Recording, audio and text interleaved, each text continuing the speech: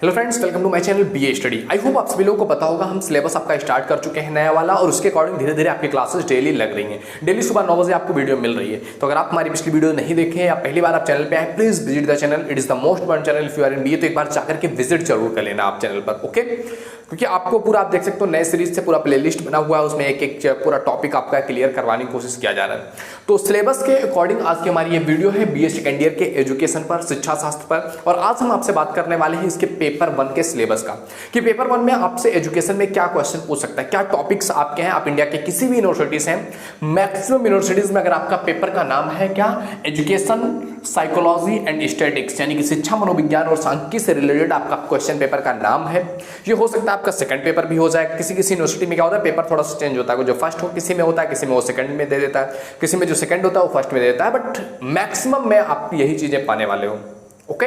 तो इसी के अकॉर्डिंग हम चीजें पढ़ने वाले हैं। आप एक बार अपने सिलेबस से जरूर मैच कर लेना जो भी चीजें मैं बता रहा हूं। कोई भी चीज आपको ब्लाइंडली फॉलो नहीं करनी चाहिए। आप कुछ भी चीज जो देख रहे हो उसको पहले वेरीफाई करो, क्वेश्चन करो, उसके बाद चीजों को समझो, ओके। आओ स्टार्ट करते हैं हम आज के सिलेबस के अकॉर्डिंग पेपर 1 का एजुकेशन का क्या सिलेबस होने वाला है। तो देखो, सबसे पहले इस पेपर का नाम है क्या, एजुकेशन साइकोलॉजी एंड स्टैटिक्स, यानी कि शिक्षा मनोविज्ञान और सांख्यिकी। इसके रिलेटेड जो टॉपिक्स के रूप में हमने आप बांटा हुआ है पेपर को, कि ये टॉपिक्स अगर आप पढ़ ले रहे हो तो आप डेफिनेटली आपका पूरा पेपर एक भी क्वेश्चन छूटने वाला नहीं, क्योंकि मैं आपको इसके साथ क्वेश्चंस, इसके क्वेश्चन आंसर सारा कुछ करवाते चलूंगा। कि एक टॉपिक मैंने पढ़ाया, अब उससे रिलेटेड जो भी क्वेश्चन आपके, चाहे ऑब्जेक्टिव क्वेश्चन हो चाहे सब्जेक्टिव हो, या फिर आपका दोनों मिक्स करके क्वेश्चन पेपर आता हो, सारा कुछ आपको समझाने की कोशिश किया जाएगा, ओके। तो डोंट वरी इसके बारे में। और स्टार्ट करते हैं। पहला टॉपिक जो हमें पढ़ना है, पहला टॉपिक है आपका क्या, एजुकेशन एंड साइकोलॉजी। एजुकेशन क्या है, शिक्षा क्या है, इसके बारे में आपने फर्स्ट ईयर में ऑलरेडी पढ़ लिया होगा। अगर आपने फर्स्ट ईयर में पढ़ा हुआ है तो इससे थोड़ा सा एक्स्ट्रा और देता है। फर्स्ट ईयर में आपको पूरा ब्रीफ में बताया क्या शिक्षा क्या होता है, मनोविज्ञान क्या होता है, मतलब उसको पूरा ब्रीफ में डिटेल बताया हुआ है। तो इसमें शिक्षा और मनोविज्ञान के बारे में थोड़ा थोड़ा आपको बताना है, क्योंकि ऑलरेडी आपने पढ़ रखी है। तो शिक्षा क्या है, शिक्षा के टाइप्स क्या होते हैं, शिक्षा के प्रकार क्या होते हैं, और मनोविज्ञान क्या है, मनोविज्ञान किसे कहते हैं, मनोविज्ञान की विशेषताएं जो है क्या बताई गई हैं मनोविज्ञान के बारे में, उसका परिभाषा देते हुए विद्वानों ने क्या कहा है। इस तरह से टॉपिक्स आपसे पूछे जाते हैं। जो फर्स्ट टॉपिक है आपका शिक्षा और मनोविज्ञान। शिक्षा और मनोविज्ञान में क्या इंटरलिंक है, दोनों एक दूसरे के लिए किस प्रकार उपयोगी सिद्ध होते हैं, इस तरह के क्वेश्चन आपसे पूछे जा सकते हैं, ओके। अगला टॉपिक देखते हैं। सेकंड टॉपिक में आपको पढ़ना है मनोविज्ञान के बारे में, कि मनोविज्ञान क्या है, मनोविज्ञान किसे कहते हैं, मनोविज्ञान की परिभाषा क्या है, विद्वानों ने मनोविज्ञान की परिभाषा किस तरह दिया है, किस प्रकार परिभाषित किया है मनोविज्ञान को, मनोविज्ञान का स्वरूप क्या है, कैसा ये दिखता है, इसका क्षेत्र क्या है, कौन कौन सा फील्ड है मनोविज्ञान का, क्षेत्र क्या है समझना पड़ेगा, मनोविज्ञान के पीछे रीजन क्या है, इसका उद्देश्य क्या है, इसकी इंपॉर्टेंस क्या है, ये आपको बताना होगा। तो मनोविज्ञान के बारे में डिटेल आपको पढ़ना पड़ेगा कि क्या चीज है, मतलब एक ब्रीफ में मनोविज्ञान के बारे में पढ़ना पड़ेगा आपको अच्छे से। उसके बाद अगला टॉपिक आता है आपका शिक्षा मनोविज्ञान। शिक्षा मनोविज्ञान मतलब बेसिकली आप समझ सकते हो कि मनोविज्ञान क्या होता है, आपके माइंड को समझना, आपके बिहेवियर को समझना, कि किस तरह से आप बिहेव करते हैं, किस तरह से आपका माइंडसेट है, उसको समझना और उसका यूज शिक्षा में करना, ये कहलाता है आपका शिक्षा मनोविज्ञान। तो शिक्षा मनोविज्ञान क्या है, उस शिक्षा मनोविज्ञान का स्वरूप क्या है, शिक्षा मनोविज्ञान का विस्तार कितना है, शिक्षा मनोविज्ञान का उद्देश्य कितना है, इस तरह से टॉपिक्स आपसे पूछे जाएंगे। इससे क्या क्वेश्चन आएंगे वो तो हम डिटेल में जब आपको टॉपिक्स पढ़ाएंगे तो एक एक टॉपिक के बारे में पूरा डिटेल विस्तार में आपको पढ़ाने वाले हैं। तो पहली बार आए हो तो एक बार विजिट जरूर करना। अगर आपको वीडियो पसंद आ रहा हो तो लाइक भी करते चलो, ओके। अगला टॉपिक देखते हैं, 4th नंबर का, शिक्षा मनोविज्ञान के अध्ययन की विधियां। देखो, शिक्षा मनोविज्ञान को अध्ययन करने की कई सारे कॉन्सेप्ट है, कई सारी थ्योरीज है, कई सारी विधियां हैं। तो उन विधियों के बारे में बात करना है। अंतर परीक्षण विधि हो गया, बाह्य परीक्षण विधि हो गया, प्रयोगात्मक विधि हो गया, इस तरह से शिक्षा मनोविज्ञान को समझने के लिए विधियां हैं।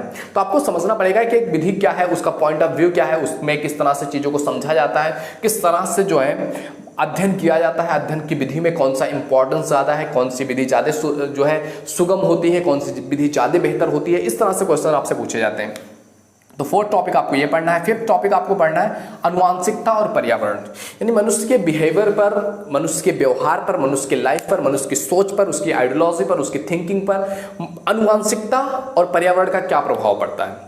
बहुत बड़ा इंपैक्ट है आनुवांशिकता और पर्यावरण का। व्यक्ति जहां पैदा हो, जिस घर परिवार में पैदा हो, जिस पेरेंट्स से पैदा हो, तो उसकी जो आनुवांशिकता यानी कि पीढ़ियों से जो पीढ़ी दर पीढ़ी हस्तांतरित होती आ रही है, वो वैल्यूज, उसके अंदर कहीं ना कहीं स्टोर रहेंगे, एंड जिस पर्यावरण जिस माहौल में वो रह रहा है उसका भी इम्पैक्ट होगा व्यक्ति के व्यवहार पर। तो आनुवांशिकता और पर्यावरण का व्यक्ति के बिहेवियर पर, व्यवहार पर क्या असर डालता है, ये चीज आपको बतानी है। ओके, अगला टॉपिक है 6 नंबर का टॉपिक क्या है, मानव अभिवृद्धि एवं विकास।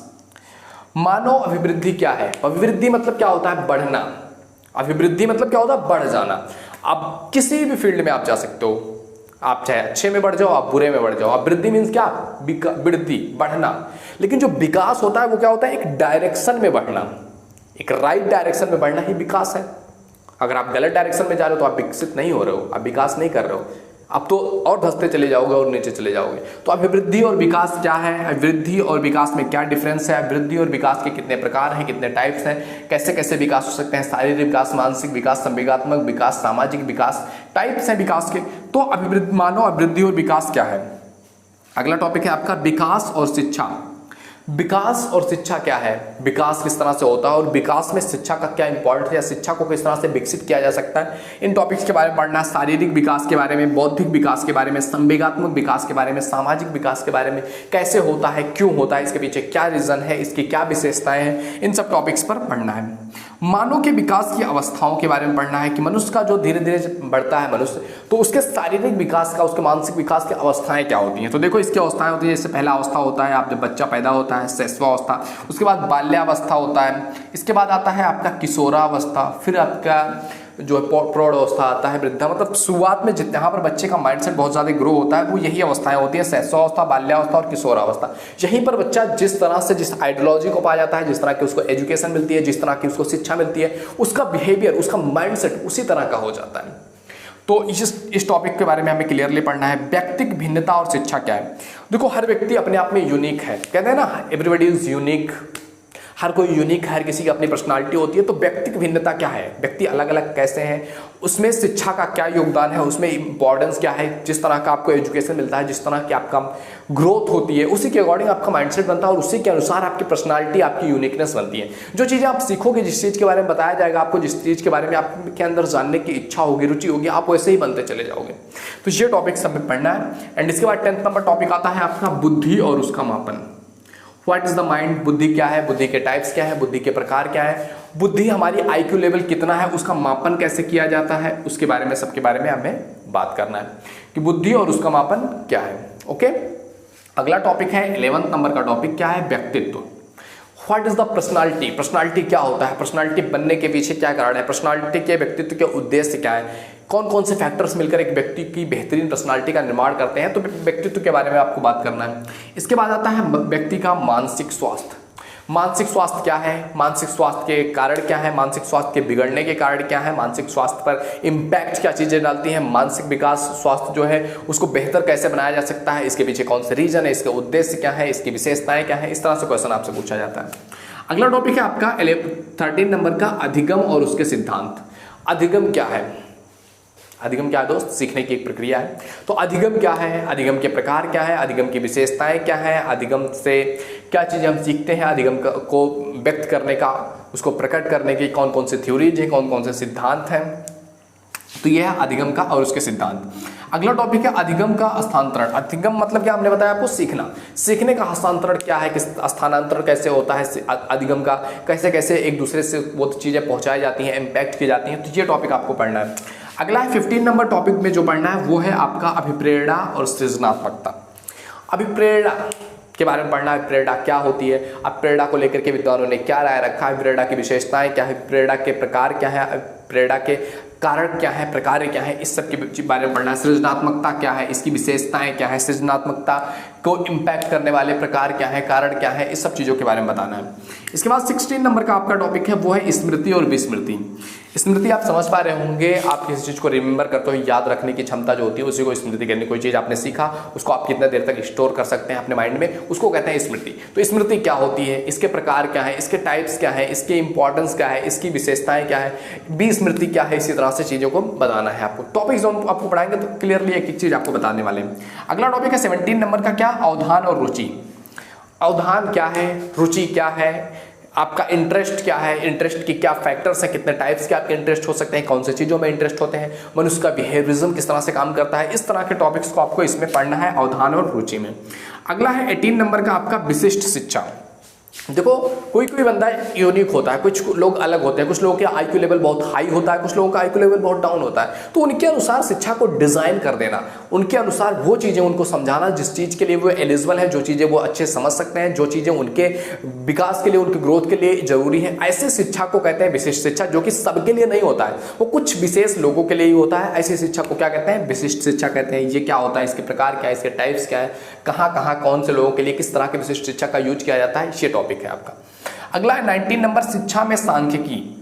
शिक्षा में सांख्यिकी क्या है, शिक्षा में मतलब शिक्षा को मेजर करने के लिए, बुद्धि को मापने के लिए कुछ नंबर्स का यूज करना पड़ता है ना। तो शिक्षा में सांख्यिकी क्या है, इसका कैसे यूज करते हैं, इसकी इंपॉर्टेंस क्या है, इसकी विशेषताएं क्या है, इसको यूज करने के पीछे कारण क्या है, इसके रीजंस क्या है, इन सभी टॉपिक्स के बारे में आपको बात करना है। तो इस तरह से आप देख सकते हो इतने सारे टॉपिक्स हैं जिन टॉपिक्स के बारे में आपको बात करना है। इफ यू वांट आप स्क्रीनशॉट ले सकते हो इसका, कितने टॉपिक्स आपको पढ़ने हैं।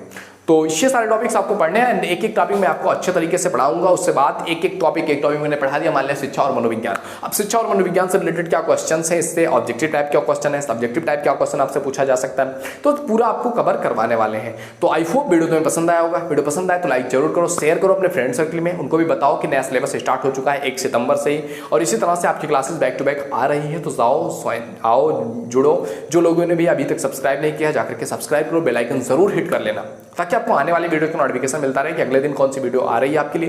तो जाकर के आप उससे अपने जो है देख सकते हो और अपनी स्टडी को और भी मजबूत बना सकते हो। प्लेलिस्ट में जाकर के आप देख सकते हो, अगर आप ये वीडियो कुछ दिन बाद देख रहे हो, सीरीज वाइज आप नहीं देख पा रहे हो या बाद में आपको कहीं ये वीडियो मिला हुआ है, तो आप जाकर के एक बार प्लेलिस्ट देख लो, जहां से आपको पूरा क्लियर मिल सकेगा, एक पूरा सीरीज मिल सकेगा, जहां से आप अपनी पढ़ाई को और भी इफेक्टिव बना सकते हो। ओके, आई होप वीडियो तुम्हें पसंद आया होगा। मिलते हैं आपसे अगले वीडियो में, तब तक के लिए जय हिंद, जय भारत, थैंक यू।